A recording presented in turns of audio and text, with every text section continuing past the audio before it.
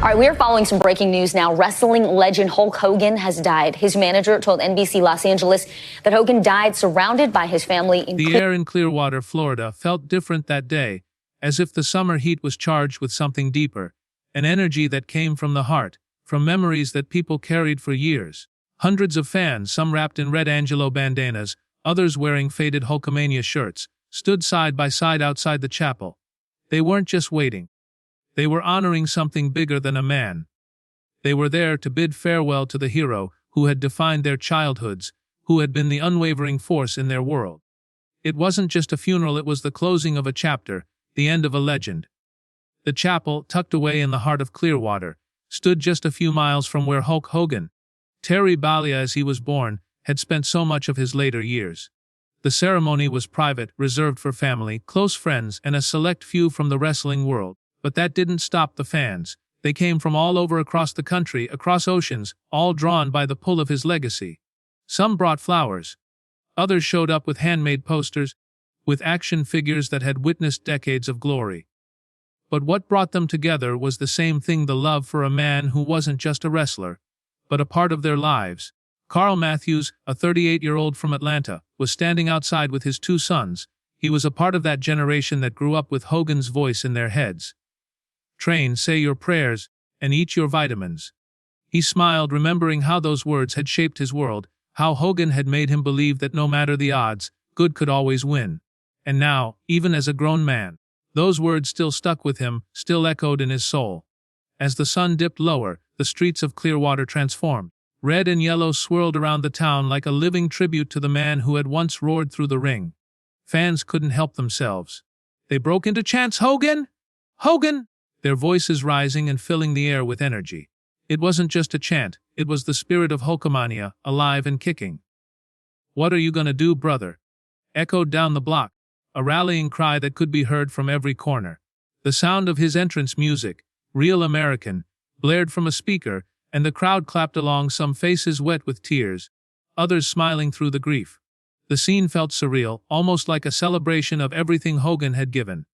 Vendors lined the streets, selling commemorative t-shirts, each one emblazoned with phrases like "the final leg drop" or "rest in power, Hulkster." One fan, holding a cardboard replica of the WWE Championship belt, displayed a message that captured the heart of it all: "Forever the champion of our hearts."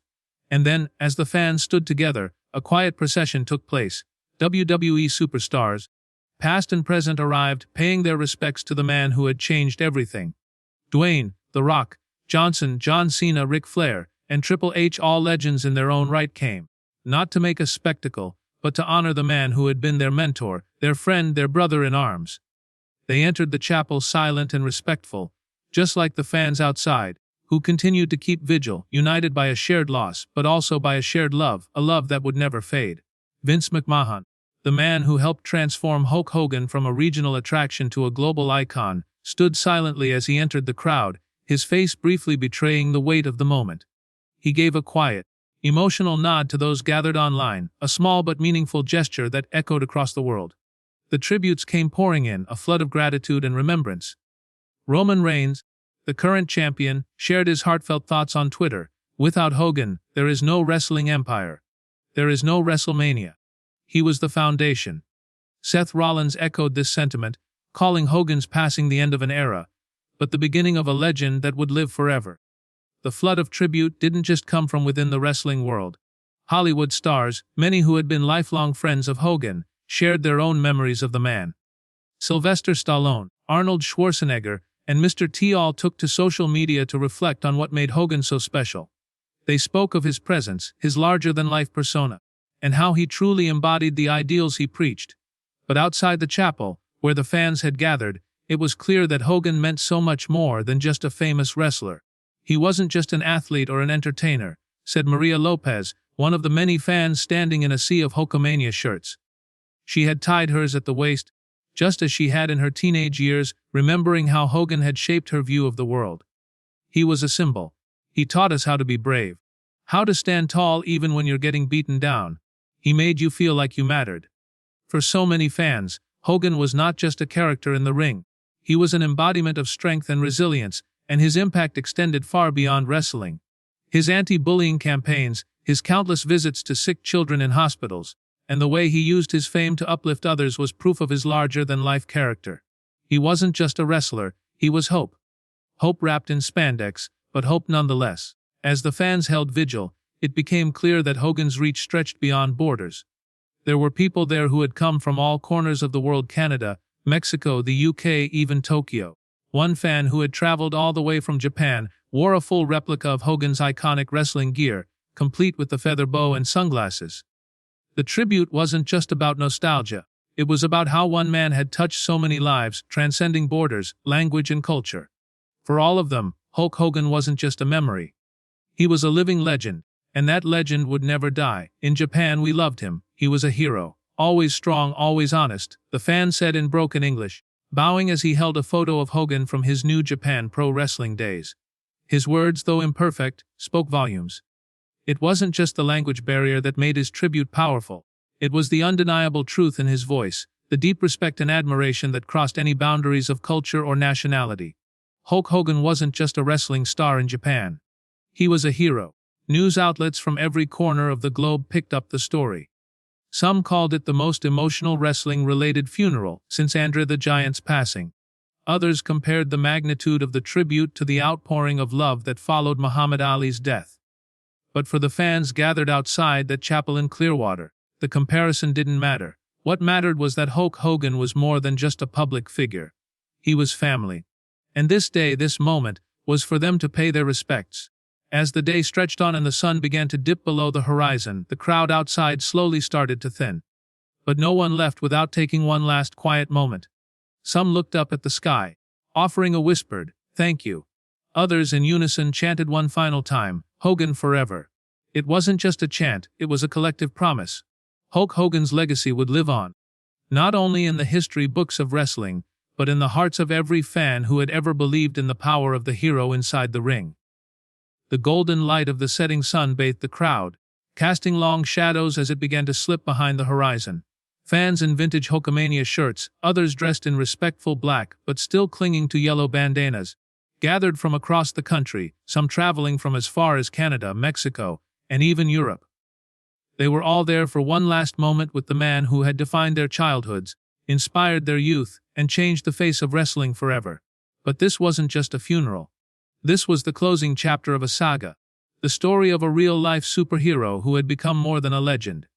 The crowd outside Hogan's private service wasn't gathered just to mourn. They had come to honor the impact he had on their lives.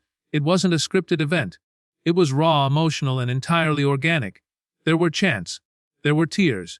There were spontaneous bursts of laughter between fans who had never met but found instant camaraderie as they shared memories of WrestleMania 3, of Hulk ripping off his shirt and flexing those muscles. The crowd was as diverse as Hogan's legacy itself: kids clutching action figures, elderly men wearing faded Nenmo jackets, mothers holding up posters from the 80s. Some knelt in prayer, while others sang along to Hogan's old entrance theme, "Real American," softly playing from a Bluetooth speaker. The sense of unity was palpable, a shared love for a man who had transcended entertainment. But then came the moment that truly captured the spirit of the evening. It began slowly, a murmur in the crowd, growing louder with each passing second. Someone clicked on a portable speaker, and suddenly, Hogan's booming voice filled the air. "Let me tell you something, brother." It was his voice, confident, theatrical, and unmistakable. It was one of his iconic promos, maybe from an old interview or a WrestleMania moment. But in that instant, it didn't matter where it came from. What mattered was that it was Hogan, and in that voice, you could feel the energy of every match, every victory, and every fan who had ever shouted his name. Hulkamania was alive, roaring one last time. The words rang out instantly recognizable, a battle cry that transcended time. When Hulkamania runs wild on you, and then a brief, almost sacred silence, as if the crowd had rehearsed this moment their entire lives. The stillness was short, but it held the weight of a lifetime of memories, a shared experience waiting to be released. Then, like thunder, the crowd of hundreds, standing united under the hot Florida sun, replied in perfect unison, "What you gonna do, brother?" It wasn't just a chant, it was the last roar, the final tribute. From the ring to eternity, in that brief but spine-tingling response, Hulk Hogan was with them again. Not as a memory, not as a man in a casket, but as the hero who had electrified arenas and unified fans across generations. The chant echoed through the air, rolling like thunder, shaking the very warmth of the Florida evening. People cried. People laughed through their tears. It was as if the space had turned into something sacred, part church, part coliseum. Some fans dropped to their knees, overcome with emotion. Others, their faces set with pride, threw up Hogan's signature pose, cupping their ears, flexing their biceps. In those sacred seconds, Hulk Hogan wasn't gone. He was eternal. Though his funeral had been a private affair, designed to honor the wishes of his family, the fans made sure his farewell was nothing short of legendary. Bold, as unforgettable as the man himself, Hulk Hogan was more than a wrestler. He was the heartbeat of an era, a symbol of charisma, strength, and the embodiment of patriotism. He was the man who made kids believe in heroes again, who made grown men jump off couches with makeshift elbow drops. Hogan didn't just ignite Hulkamania, he made it a global phenomenon. Though his later years were marked by controversies, health struggles, and the inevitable passage of time, the myth of Hulk Hogan only grew stronger. His mustache, his bandana, his catchphrases became part of the cultural lexicon. Even in death, Hogan was an icon, a living legend that no one would ever forget. At the vigil, the small personal touches spoke volumes. One fan had brought a replica WF Championship belt and placed it reverently on the sidewalk, while a young boy carried a hand-painted sign that read, "He lifted Andra. He lifted our hearts." The atmosphere was filled with the soft strumming of guitars, with fans telling stories of live shows and autograph signings. One man, dressed in full Hogan cosplay, spoke to reporters with a sense of reverence. "I wore this the first time I saw him in 1988. It only felt right to wear it one last time." As the evening deepened and the streetlights flickered on, the crowd slowly began to thin. Yet no one wanted to leave. Not yet. Leaving would mean accepting what many still couldn't believe, that the immortal Hulk Hogan was truly gone. But was he? Because in every flexed bicep, in every booming brother, in every child raised in the golden era of wrestling, Hogan lives on. He lives on in the arenas where new generations wrestle under lights he helped build. He lives on in every fan who still whispers, "Eat your vitamins, say your prayers, and hit the gym." He lives on in that moment, the echo of his voice still resonating, his legacy still alive. What are you gonna do, brother? The world will keep asking that question. Hulkamania will live forever. Rest in power, Hulk Hogan. The world was your ring, and you ruled it well.